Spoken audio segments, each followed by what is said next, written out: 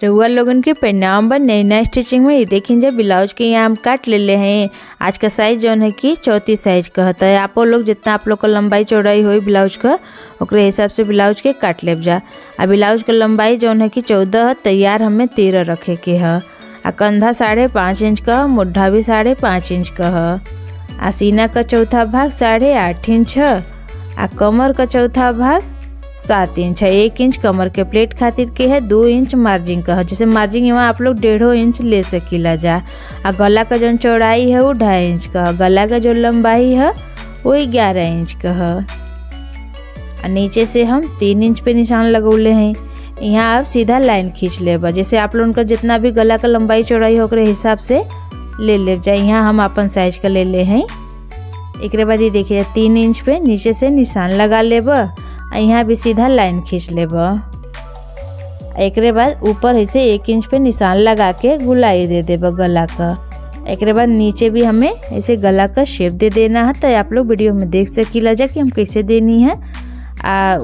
सेम निशानवा जो है कि दूसर को ओरिया बना के तैयार कर लेना है। यहाँ हम गला के ऊपर पेपर पेस्टिंग ना लगाए। जैसे हमारा कपड़ा यहाँ मोटा है, अगर आप लोगों का कपड़ा पतील हो तो गला के ऊपर पेपर पेस्टिंग जरूर लगा ले जा। यहाँ ये देखिए जब मेन पीस के ऊपर अस्तर वाला कपड़ा के रख करके पिन से बढ़िया से सेट कर ले हैं। अब मेन कपड़ा जो है ना वो सीधा ओर से रख ले हैं। एक बाद एक पैर का सिलाई ले करके पूरा गला में सिलाई लगावत हैं।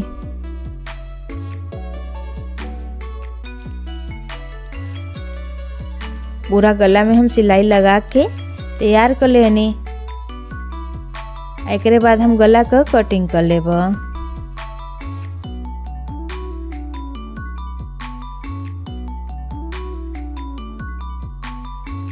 गला का कटिंग यहाँ हम कर लेनी। एक बाद गला के ऊपर छोटी छोटी कट लगा लेब। ऐसे का हो ना कि गला बढ़िया से पलट जाए।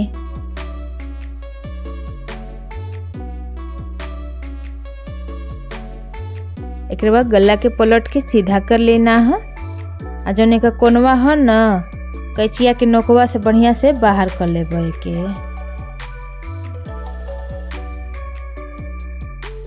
गला के बढ़िया से हाथ से सेट कर लेब। ये देखिए जब कोना के बढ़िया से निकाल देनी है। एक गला के बढ़िया से सेट कर लेनी है। यहाँ हम गला के ऊपर अभी सिलाई ना लगोनी है। प्रेस बढ़िया से लगा देनी है ना तो बैठ गल, यही से सिलाई ना लगोनी है। एक बाद उल्टा ओर से अस्तर और मेन पीस के ऊपर सिलाई लगाती बढ़िया से सेट करके। एक बाद इका जौन कपड़ा हो के काट के निकाल देब।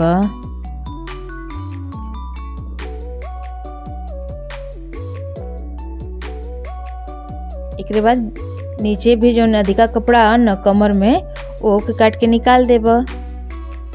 यहाँ देखिए जैसे निशान लगा ले दोनों ओर। अब ब्लाउजवा के इसे मोड़ के इसे पलट के यहाँ हम कमर का सिलाई लगा लेब। ऐसे यहाँ जैसे हम कमर का सिलाई ऐसे लगावत हैं।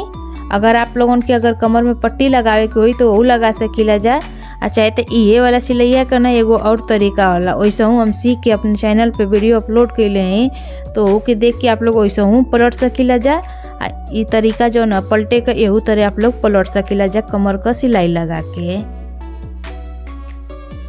यहाँ ही देखिए हम पलट के सीधा कर लेनी। एक बार बढ़िया से हाथ से के सेट कर लेब नीचवा के हिस्सा। ये हम सेट कर लेनी। एक बाद कमर का सिलाई लगा लेब। सिलाइया लगौले से बढ़िया से बैठ जाए ना। दोनों ओर यहाँ किनारवा से सिलाई लगा लेब।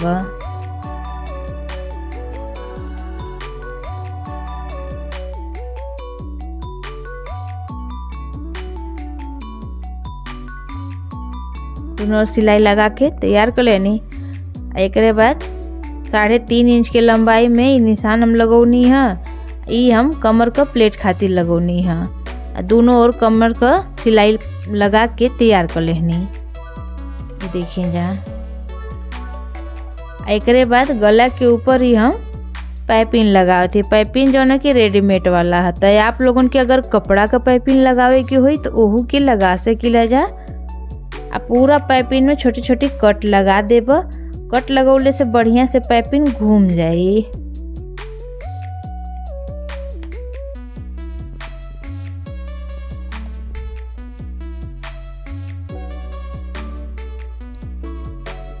अगर आप लोग हमारे चैनल पे नया हैं जा तो हमारे चैनल के सब्सक्राइब जरूर कर लेब जा। नीचे घंटी हुई ओके दबा के ऑल कर लेब जा। इसी का हो कि कोनो भी जैसे हम नया वीडियो डालब तो आप लोग के पता चल जाए तो आप लोग वीडियो देख सकीला जा। हमारे वीडियो के ज़्यादा से ज़्यादा हाइप भी करी जा। यहाँ देखिए जा गला के ऊपर हम पाइपिंग लगा के तैयार कर लेनी। एक बाद बढ़िया से सेट करके बीच में यहाँ हम सिलाई लगा ले। सिलाई जो है कि हम मशीन से ही लगावत थी। यहाँ अगर आप लोगों के अगर सुई धागा से लगाना हो सिलाई तो आप लोग सुई धागा से भी लगा सकीला जा। गला के ऊपर आधा इंच पे ऐसे निशान लगा लेनी है पूरा गला में। देखिए जा एक बाद ब्लाउज के ऐसे पलट के वे निशानवा दूसर को और यहाँ बना लेनी है। एक बाद ये देखिए जा किनारे में इसे निशान लगा लेना है तिरछा में। अब ब्लाउज के इसे पलट के ये निशानवा एरो बन जाइए। इसे पलट देनी है कि हथवा से बढ़िया थपथपा दे पर इसे निशानवा एरो बन जाइए।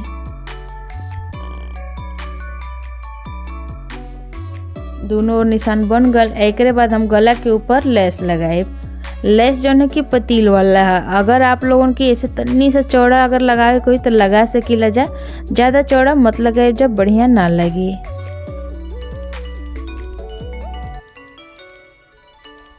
अब पूरा गला के ऊपर लेस के लगा के तैयार कर लेना है। जहाँ हम निशान लगौले ना वही जगह नहीं लेस के लगावत हैं तो आप लोग वीडियो में देख सकीला जा।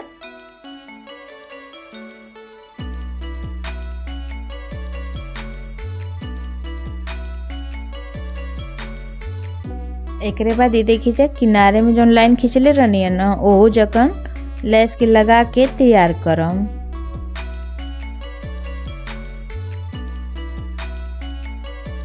जो लेसवा के तनी अधिका काट लेबे के अंदर में कैसे मोड़ के यहाँ सिलाई लगाए।